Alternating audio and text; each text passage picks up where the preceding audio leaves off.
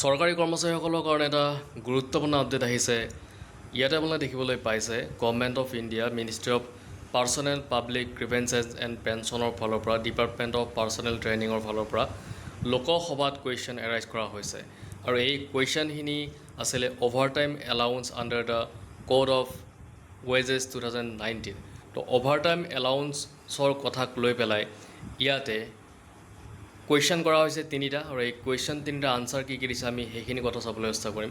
কৰ্মচাৰীসকলৰ কাৰণে অতি গুৰুত্বপূৰ্ণ হয়। আমি গোটেইখিনি কথা এতিয়া ইণ্টাৰপ্ৰিট কৰিবলৈ চেষ্টা কৰিম। 2019 চনৰ মজুৰি বিধিৰ অধীনত অতিৰিক্ত সময়ৰ ভাত্তা অৰ্থাৎ অভাৰ টাইম এলাউন্সক লৈ ইয়াতে কুৱেশ্যন কৰা হৈছে, আৰু কুৱেশ্যনকেইটা কৰিছে আপোনাৰ শ্ৰী ৰাধাকৃষ্ণন। তেওঁ সুধিছে প্ৰধানমন্ত্ৰীয়ে অনুগ্ৰহ কৰি জনাবনে। তো ইয়াতে নাম্বাৰ 1 কুৱেশ্যনটো সুধিছে যে অনা ৰাজপত্ৰিত কেন্দ্ৰীয় চৰকাৰী কৰ্মচাৰীসকলক প্ৰদান কৰা অতিৰিক্ত সময়ৰ ভাত্তা OTA 2019 চনৰ মজুৰি বিধিৰ পৰা ধাৰা 14 নম্বৰত নিৰ্ধাৰিত হাৰৰ অনুসৰি অৰ্থাৎ 21 নৱেম্বৰ 2025 পৰা কাৰ্যকৰী হোৱা স্বাভাৱিক মজুৰিৰ হাৰৰ দুগুণতকৈ কম নহয়, সেই অনুসৰি গণনা কৰা হয় নে নহয়। যদি হয় তেন্তে তাৰ সবিশেষ কি, আৰু যদি নহয় তাৰ বিৱৰণ কি। তাৰপিছত আহিলে নাম্বাৰ 2 কুৱেশ্যনটো বৰ্তমান প্ৰচলিত অতিৰিক্ত সময়ৰ ভাত্তাৰ সূত্ৰ আৰু যি হাৰত এই ভাত্তা প্ৰদান কৰা হয় তাৰ সবিশেষ কি, আৰু এই হাৰ কেতিয়াৰ পৰা পুনৰীক্ষণ কৰা হোৱা নাই।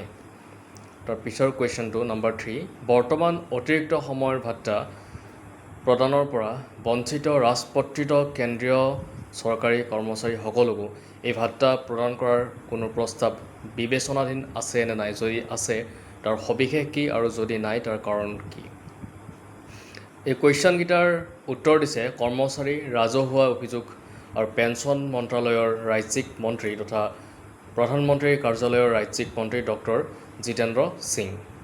নাম্বাৰ কুৱেশ্যন 1টো এনেকৈ দিছে আনচাৰটো যোগ্য অনা ৰাজপত্ৰিত কেন্দ্ৰীয় চৰকাৰী কৰ্মচাৰীসকলক অতিৰিক্ত সময়ৰ ভাত্তা OTA সংশ্লিষ্ট বেতন আয়োগসমূহৰ পৰামৰ্শ অনুসৰি নিয়ন্ত্ৰণ কৰা হয়। 19/6/2018 তাৰিখৰ শেহতীয়া কাৰ্যালয় স্মাৰক নম্বৰ ইয়াতে আছে জাৰি কৰা হৈছিল। এইটো ব্যয় বিভাগে সপ্তম বেতন আয়োগৰ পৰামৰ্শৰ ওপৰত গ্ৰহণ কৰা সিদ্ধান্ত অনুসৰি জাৰি কৰিছিল। ইয়াত বিধিগত ব্যৱস্থাৰ অধীনত পৰিচালনমূলক আৰু ঔদ্যোগিক কৰ্মচাৰীসকলৰ বাহিৰে সকলো শ্ৰেণীৰ কৰ্মচাৰীৰ বাবে OTA বন্ধ কৰাৰ ব্যৱস্থা কৰা হৈছিল।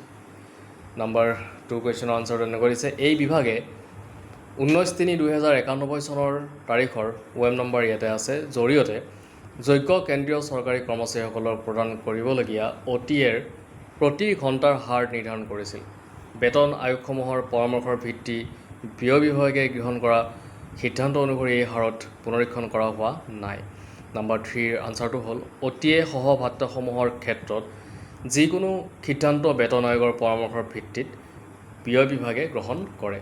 তো দেখিবলৈ পালে এনেকৈ যি কুৱেশ্যনকেইটা কৰা হৈছিলে OTAক লৈ পেলাই অৰ্থাৎ অভাৰ টাইম এলাউন্সক লৈ পেলাই সেই কুৱেশ্যনৰ আনচাৰখিনি এনেকৈ দিয়া হৈছে। তো এইটোৱে আছিলে আমাৰ আজিৰ আপডেট। যদি ভিডিঅ'টো ভাল লাগিছে লাইক শ্বেয়াৰ আৰু ছাবস্ক্ৰাইব কৰি দিব।